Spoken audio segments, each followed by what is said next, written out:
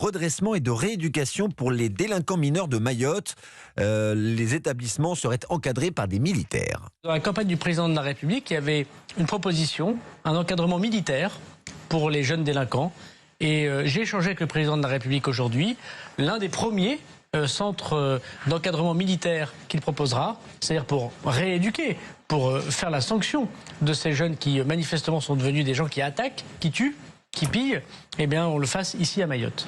William Molinier, ça n'est qu'une annonce. Aucun détail sur la mise en place de ces centres n'est connu pour le moment. Oui, pas non plus de calendrier qui était fixé. Tout cela devrait se préciser dans les jours à venir puisque, selon nos informations, le ministre de l'Intérieur s'entretiendra la semaine prochaine avec le président de la République.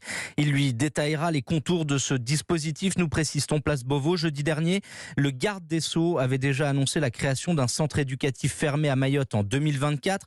Un lieu destiné aux enfants condamnés âgés de 13 ans et plus, mais ces nouveaux lieux de redressement et de rééducation qui seraient encadrés par des militaires s'adresseront, eux, à un public encore plus jeune, au moins de 13 ans, ce qui permettrait donc de prendre en charge sur l'île des enfants âgés de 9, 10 ou 11 ans, totalement désocialisés et que les policiers voient parfois dans la rue armés de machettes ou de couteaux.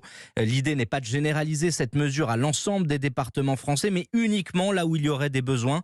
Toute la question est de savoir si la prise en charge passera par l'aval d'une décision de justice. Une autre réflexion est par ailleurs ouverte dans le but de donner aux forces de l'ordre la possibilité d'utiliser des armes intermédiaires pour maîtriser ces jeunes enfants qui n'hésitent pas à attaquer des policiers sur la voie publique.